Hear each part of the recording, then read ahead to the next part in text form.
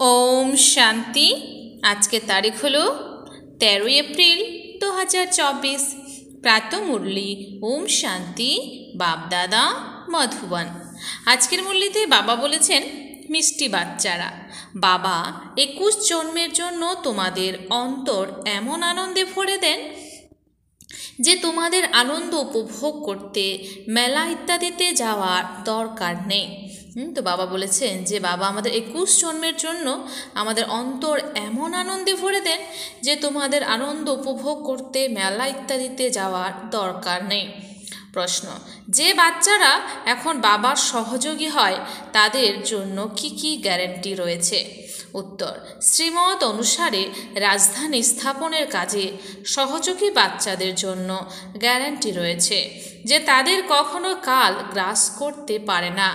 সত্যযুগে রাজধানীতে কখনো অকালে মৃত্যু হতে পারে না। সহযোগী বাচ্চাদের বাবা এমন প্রাইজ দেন যার দ্বারা তারা 21 জন্ম অমর হয়ে যায়। ওম শান্তি। পূর্ব নির্মিত সৃষ্টি চক্র অনুযায়ী কল্পপূর্বের মতো শিব ভগবানুবাজ নিজের পরিচয় তো বাচ্চারা এখন পেয়েছে, পিতার পরিচয়ও প্রাপ্ত হয়েছে। অসীম জগতের পিতাকে জেনেছ এবং অসীম জগতের সৃষ্টির আদি মধ্য অন্তের কথা জেনেছ। নম্বর অনুযায়ী পুরুষার্থ অনুসারে কেউ ভালোভাবে জেনে অন্যদের বোঝাতে পারে, কেউ আধা বোঝে, কেউ আরও কম। যেমন লড়াইয়ের ক্ষেত্রে কেউ কমান্ডার চিফ, কেউ ক্যাপ্টেন, কেউ অন্য পদে অধিষ্ঠিত থাকে। রাজত্বের মালাতেও কেউ ধনী প্রজা, কেউ গরিব প্রজা নম্বর অনুযায়ী হয়।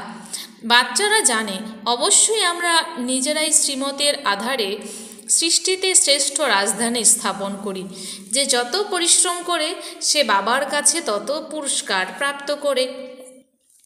আজকাল শান্তির জন্য পরামর্শ দিলেও প্রাইজ দেওয়া হয়। বাচ্চারা তোমাদেরও প্রাইজ দেওয়া হয়। সেসব তারা প্রাপ্ত করে না, তারা সব কিছু অল্পকালের জন্য প্রাপ্ত করে। তোমরা বাবার শ্রীমত অনুযায়ী নিজেদের রাজধানী স্থাপন করছো, তাও 21 জন্মের জন্য 21 কুলের গ্যারান্টি সহ। সেখানে শৈশবে বা যৌবনে কাল জানো যে না তোমাদের মন ছিল না, চিত্ত ছিল। এখন আমরা এমন স্থানে এসে বসেছ যেখানে তোমাদের স্মরণিক রয়েছে, যেখানে 5000 বছর পূর্বেও সার্ভিস করা হয়েছিল।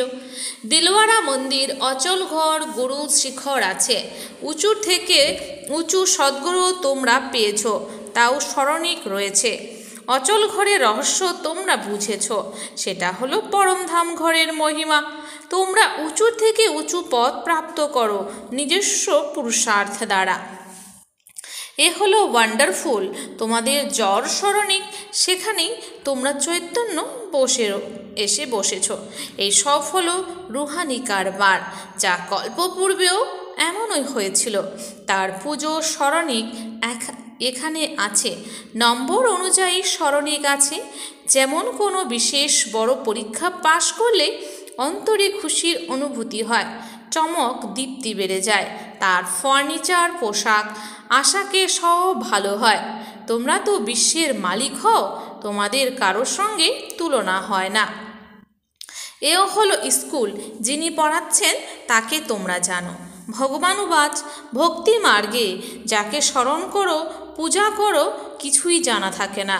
বাবা নিজের সম্মুখে এসে সব রহস্য বুঝিয়ে দেন, কারণ এই স্মরণীগুলি সব তোমাদের ভবিষ্যতের স্থিতির স্মারক চিহ্ন। এখনও রেজাল্ট বের হয়নি। যখন তোমাদের অবস্থা সম্পূর্ণ হয় তখন ভক্তিমার্গে তার ওই স্মরণিক তৈরি হয়। যেমন রাখি বন্ধন উৎসব পালনের স্মরণিক রয়েছে। যখন সম্পূর্ণ পাকা রাখি বন্ধনে আবদ্ধ হয়ে আমরা নিজের রাজ্য ভাগ্য প্রাপ্ত করি, তখন সেই স্মরণিক পালন হয় না। এখন তোমাদের সব মন্ত্রের অর্থ বোঝানো হয়েছে। ওম শব্দের অর্থ বোঝানো হয়েছে। ওম শব্দের অর্থ বিশাল নয়। ওমের অর্থ হলো অহম, আত্মা। মম শরীর অর্থাৎ আমি আত্মা, আমার শরীর। অজ্ঞানকালে তোমরাও দেহ অভিমানে থাকো, তখন নিজেকে শরীর নিশ্চয় করো। প্রতিদিন ভক্তি মার্গে আত্মার কোয়ালিটি নিচে নামতে থাকে, তমপ্রধান হতে থাকে। প্রতিটি জিনিস প্রথমে শতপ্রধান হয়। ভক্তিও প্রথমে শতপ্রধান ছিল। যখন এক সপ্তর্ষি বাবাকে স্মরণ করা হতো, তোমাদের সংখ্যাও কম ছিল। প্রতিদিন বৃদ্ধি অনেক হওয়ার আছে। বিদেশে বেশি সন্তান জন্ম নিলে তাদের পুরস্কার দেওয়া হয়। বাবা বলেন, কাম হলো মহাশত্রু। সৃষ্টির অনেক বৃদ্ধি হয়েছে, এখন পবিত্র হও। তোমরা বাচ্চারা সৃষ্টির আদিমধ্য অন্তকে এখন বাবার দ্বারা জেনেছ। সত্যযুগে ভক্তির নাম গন্ধ থাকে না। এখন তো কত ধুমধাম মেলার আয়োজন হয়, যেখানে মানুষ গিয়ে আনন্দ পায়। তোমাদের মন তো বাবা এসে আনন্দে ভরে দেন 21 জন্মের জন্য। ফলে তোমরা সর্বদা আনন্দে থাকো। তোমাদের কখনো মেলায় যাওয়ার ইচ্ছে হবে না। মানুষ যেখানে যায় সুখের জন্য, তোমাদের পাহাড়ে যাওয়ার দরকার নেই। এখানে দেখো মানুষ কিভাবে মারা যায়। মানুষ তো সত্যযুগ কলিযুগ স্বর্গ নরক কিছুই জানে না। তোমরা বাচ্চারা সম্পূর্ণ জ্ঞান প্রাপ্ত করো। বাবা বলেন না যে তোমাদের এখানে আমার সঙ্গে থাকতে হবে, তোমাদের ঘর সংসার দেখতে হবে। বাচ্চারা বাবার কাছ থেকে দূরে তখন যায় যখন কোনো কথায় খিটখিট হয়। তবুও তোমরা বাবার সঙ্গে থাকতে পারো না। সবাই শতপ্রধান হতে পারে না। কেউ শত, কেউ রজ, কেউ তম অবস্থায় থাকে। সবাই একত্রে থাকতে পারবে না। এইরূপ রাজধানী তৈরি হচ্ছে। যে যত বাবাকে স্মরণ করবে সেই অনুসারে রাজধানীতে পদ প্রাপ্ত করবে। মুখ্য কথা হলো বাবাকে স্মরণ করার। বাবা স্বয়ং ড্রিল শেখান। এ হলো ডেড সাইলেন্স। তোমরা এখানে যা কিছু দেখছো সেসব দেখবে না। দেহসহ সব কিছু ত্যাগ করতে হবে। তোমরা কি দেখছো? এক নিজের ঘর পরমধামে, আর পড়াশোনা অনুযায়ী যে পদমর্যাদা প্রাপ্ত করো। ওই সত্যযুগে রাজত্ব তোমরাই জানো। যখন সত্যযুগ আছে তো ত্রেতা নেই, ত্রেতা আছে তো দ্বাপর নেই, দ্বাপর আছে তো কলিযুগ নেই। এখন কলিযুগ ও সঙ্গম যুগ দুই আছে। যদিও তোমরা বসে আছো পুরনো দুনিয়ায়, কিন্তু বুদ্ধির দ্বারা বুঝেছ যে আমরা হলাম সঙ্গম যুগী। সঙ্গম যুগ কাকে বলে সে কথাও তোমরা জানো। পুরুষোত্তম বর্ষ, পুরুষোত্তম মাস, পুরুষোত্তম দিনও এই পুরুষোত্তম সঙ্গমে হয়। পুরুষোত্তম হওয়ার মুহূর্তটি এই পুরুষোত্তম যুগে আছে। এই যুগ হলো খুবই কম সময়ের লিপ যুগ। তোমরা ডিগবাজি খেলো, যার দ্বারা তোমরা স্বর্গে আসো। বাবা দেখেছেন সাধু সন্ন্যাসীরা বা অন্য মানুষরা কিভাবে ডিগবাজি দণ্ডি দিতে দিতে যাত্রা করে। খুব কষ্ট করে, কিন্তু এটা কোনো কঠিন ব্যাপার নয়। এ হলো যোগ বলের কথা। বাচ্চারা স্মরণে যাত্রা কি তোমাদের কঠিন অনুভব হয়? নাম তো খুব সহজ রাখা হয়েছে, যাতে কেউ শুনে ভয় না পায়। তারা বলে, বাবা আমরা যোগে থাকতে পারি না। বাবা তখন হালকা করে দেয়। এ হলো বাবার স্মরণ। স্মরণ তো সব কিছু করা হয়। বাবা বলেন, নিজেকে আত্মা নিশ্চয় করো। তোমরা হলে বাচ্চা, তাই না? উনি তোমাদের পিতা এবং দ্বৈত হলেন তিনি। সব দ্বৈতারা তাকে স্মরণ করে। তবে বাবা শব্দটিও যথেষ্ট। ভক্তিমার্গে তোমরা মিত্র আত্মীয় স্বজনদের স্মরণ করো। তবু হে প্রভু, হে ঈশ্বর অবশ্যই বলো। কেবল জানো না যে তিনি কে। আত্মাদের পিতা হলেন পরমাত্মা। এ দেহের পিতা তো হলেন দেহধারী। আত্মাদের পিতা হলেন অশরীরী। তিনি কখনো পুনর্জন্মে আসেন না। অন্যরা সবাই পুনর্জন্মে আসে, তাই বাবাকেই স্মরণ করে। নিশ্চয়ই কখনো সুখ দিয়েছিলেন। ওনাকে বলা হয় দুঃখহর্তা সুখকর্তা, কিন্তু তার নাম রূপ দেশ কালকে তারা জানে না। যত মানুষ তত কথা, নানা জনের নানান মত। বাবা কতখানি ভালোবেসে পড়ান। তিনি হলেন ঈশ্বর শান্তিদাতা। তার কাছে অনেক সুখ প্রাপ্ত হয়। একটাই গীতা শুনিয়ে পতিতদের পবিত্র করেন। প্রবৃত্তি মার্গ চাই, তাই না? মানুষ কল্পের আয়ু 1,00,000 বছর বলে দিয়েছে, তাহলে অসংখ্য মানুষ হয়ে যেত। কতখানি ভুল করেছে, কতখানি ভুল করেছে। এই জ্ঞান তোমরা এখন প্রাপ্ত করো, যা পরে লুপ্ত প্রায় হয়ে যায়। চিত্র তো আছে যাদের পূজা হয়, কিন্তু নিজেদের দেবতা ধর্মের নিশ্চয় করে না। যে যার পুজো করে সে সেই ধর্মের, তাই না? এই কথা বুঝতে পারে না যে আমরা হলাম আদি সনাতন দেবী দেবতা ধর্মের, তাদেরই বংশধর। এই কথা বাবাই বুঝিয়ে দেন। বাবা বলেন, তোমরা পবিত্র ছিলে, পরে তমপ্রধান হয়েছ, এখন পবিত্র শতপ্রধান হতে হবে। গঙ্গা স্নান করে কি সেই রূপ হওয়া যাবে? পতিত পাবন তো হলেন বাবা, তিনি যখন এসে পদ বলে দেবেন তখন তো পবিত্র হবে। আহ্বান করে কিন্তু কিছুই জানে না, আত্মা ডাকে অর্গ্যান্স দ্বারা, হে পতিত পাবন বাবা এসে আমাদের পবিত্র করো। সবাই পতিত, কামচিতায় জলে পুড়তে থাকে। এই খেলা এই রকমই তৈরি হয়ে আছে। তারপরে বাবা এসে সবাইকে পবিত্র করেন। এইসব বাবা সঙ্গমেই বোঝান। সত্যযুগে থাকে একটি ধর্ম, বাকি সব ফেরত চলে যায়। তোমরা ড্রামাকে বুঝেছ, যা অন্য কেউ জানে না। এই রচনার আদি মধ্য অন্ত কি, ডিউরেশন কত, এই সব তোমরা জানো। তারা সবাই হলো শূদ্র, তোমরা হলে ব্রাহ্মণ। তোমরাও জানো নম্বর অনুযায়ী, পুরুষার্থ অনুসারে। কেউ গাফিলতি করলে তাদের রেজিস্টার থেকে দেখা যায় যে পড়াশোনা কম করেছে।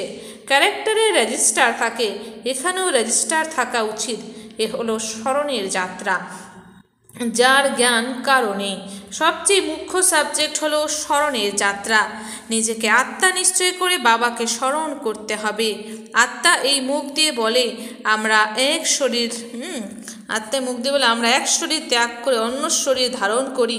এই সব কথা ব্রহ্মা বাবা বোঝান না, কিন্তু জ্ঞান সাগর পরমপিতা পরমাত্মা এই রথে বসে শোনান। বলা হয় গৌমুখ। এখানে মন্দিরও আছে যেখানে তোমরা বসে আছো। যেমন তোমাদের সিঁড়ি আছে, তেমনই সেখানেও সিঁড়ি আছে। সিঁড়ি বেয়ে উঠতে তোমাদের ক্লান্তি বোধ হয় না। তোমরা এখানে এসেছো বাবার কাছে পড়াশোনা করে রিফ্রেশ হওয়ার জন্য। সেখানে সাংসারিক ঝামেলা অনেক থাকে, শান্তিতে বসে শুনতেও পারে না। চিন্তন বা সংকল্প চলতেই থাকে। কেউ যেন না দেখে, যত তাড়াতাড়ি সম্ভব বাড়ি ফিরে যায়। অনেক চিন্তা থাকে, এখানে কোনো চিন্তা নেই। যেমন হস্টেলে থাকে, এখানে ঈশ্বরীয় পরিবার আছে। শান্তিধামে ভাই ভাই থাকে, এখানে ভাই বোন আছে, কারণ এখানে পার্ট প্লে করতে হয়, তাই ভাই বোন চাই। সত্যযুগে তোমরা নিজেদের মধ্যে ভাই বোন ছিলে, তাকে বলা হয় অদ্বৈত রাজধানী। সেখানে লড়াই ঝগড়া কিছু হয় না। বাচ্চারা লড়াই ঝগড়া সেখানে কিছু হয় না। বাচ্চারা তোমরা সম্পূর্ণ জ্ঞান প্রাপ্ত করেছ যে আমরা 84 জন্মগ্রহণ করি। যে বেশি ভক্তি করেছে তার হিসেবও বাবাই বলে দেন। তোমরাই শিবের অব্যভিচারী ভক্তি করা শুরু করো, তারপরে বৃদ্ধি হয়। সেসব হলো ভক্তি। জ্ঞান তো একটাই, তোমরা জানো। আমাদের শিব বাবা পড়ান। এই ব্রহ্মা তো কিছুই জানতেন না, যিনি ছিলেন গ্রেট গ্রেট গ্রেট ফাদার, তিনি এই সময় রয়েছেন। তারপরে তিনি মালিক হবেন ততোত্তম। সেই রকম তোমরাও হও। একজন তো মালিক হবেন না, তাই না? তোমরাও পুরুষার্থ করো। এ হলো অসীম জগতের স্কুল। এর অনেক ব্রাঞ্চেস হবে, প্রতিটি গলিতে প্রতিটি ঘরে হয়ে যাবে। বলা হয় আমরা নিজের ঘরে চিত্র রেখেছি। মিত্র আত্মীয় স্বজন ইত্যাদি এলে তাদের বোঝানো হয়, যারা এই গাছের পাতা হবে তারা আসবে, তাদের কল্যাণের জন্য তোমরা করে থাকো। চিত্রের দ্বারা বোঝানো সহজ হবে। শাস্ত্র তো অনেক, এখন সব ভুলতে হবে। তো বাবা বলছে শাস্ত্র তো অনেক, তো আমাদের এখন সব ভুলতে হবে। বাবা পড়াচ্ছেন, তিনি সত্য জ্ঞান প্রদান করেন। আচ্ছা, মিষ্টি মিষ্টি হারানিধি বাচ্চাদের প্রতি মাতা পিতা বাপদাদার স্মরণে স্নেহ সুমন আর সুপ্রভাত। আত্মাদের পিতা তার আত্মারূপী বাচ্চাদের জানাচ্ছে নমস্কার। আমরা সমস্ত আত্মারূপী বাচ্চারা জানাই মাতা পিতা বাপদাদাকে স্নেহ সুমন আর নমস্কার। ধারণার জন্য মুখ্য সার 1 নাম্বার, ডেড সাইলেন্সের ড্রিল করার জন্য। এখানে চোখ দিয়ে যা কিছু দেখছো সেসব দেখবে না। তো বাবা বলেছেন যে ডেড সাইলেন্সে ড্রিল করার জন্য এখানে চোখ দিয়ে যা কিছু দেখছো সেসব দেখবে না, দেহসহ বুদ্ধির দ্বারা সব কিছু ত্যাগ করে নিজের ঘর, পরমধাম আর রাজত্ব স্বর্গ স্মৃতিতে থাকতে হবে। নিজের 2 নাম্বার, নিজের ক্যারেক্টারের রেজিস্টার রাখতে হবে। পড়াশোনায় কোনো গাফিলতি করবে না। এই পুরুষোত্তম সঙ্গম যুগে পুরুষোত্তম হতে হবে এবং অন্যকে পুরুষোত্তম বানাতে হবে। তো এই পুরুষোত্তম সঙ্গম যুগে আমাদের পুরুষোত্তম হতে হবে আর অন্যকেও পুরুষোত্তম বানাতে হবে। বরদান, সদা সর্বপ্রাপ্তিগুলির দ্বারা ভরপুর থাকা, হর্ষিত মুখ, হর্ষিত চিত্ত ভব। সদা সর্বপ্রাপ্তিগুলির দ্বারা ভরপুর থাকা, হর্ষিত মুখ, হর্ষিত চিত্ত ভব। স্পষ্টীকরণ, যখনই কোনো যখনই কোনো দেবী বা দেবতার মূর্তি বানানো হয় তো তাতে চেহারা সদা হর্ষিত দেখানো হয়। যখনই কোনো দেবী বা দেবতার মূর্তি বানানো হয় তো তাতে চেহারা সদা হর্ষিত দেখানো হয়। তো তোমাদের এখনকার হর্ষিত মুখ থাকার স্মরণিক চিত্রতেও দেখিয়ে থাকে। তো তোমাদের এখনকার হর্ষিত মুখ থাকার স্মরণিক চিত্রতেও দেখিয়ে থাকে। হর্ষিত মুখ অর্থাৎ সদা সর্বপ্রাপ্তিতে ভরপুর। যে ভরপুর থাকে সেই হর্ষিত থাকতে পারে। যে সবসময় ভরপুর সেই কিন্তু সবসময় হর্ষিত থাকতে পারে। যদি কোনো অপ্রাপ্তি হয় তো হর্ষিত থাকতে পারে না।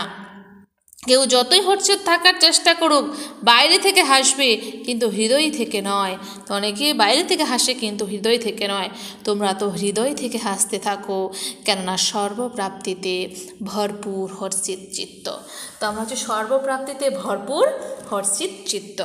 স্লোগান, পাস উইথ অনার হতে হলে প্রতিটি খাজানার জমার খাতা যেমন ভরপুর থাকে। পাস উইথ অনার হতে হলে প্রতিটি খাজানার জমার খাতা যেন ভরপুর থাকে।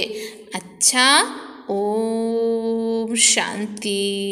ধন্যবাদ বাবা আজকের এই সুন্দর মিষ্টি মুরলির জন্য।